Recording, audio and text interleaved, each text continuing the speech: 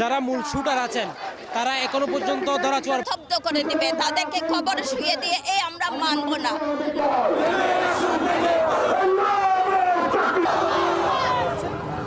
বিচার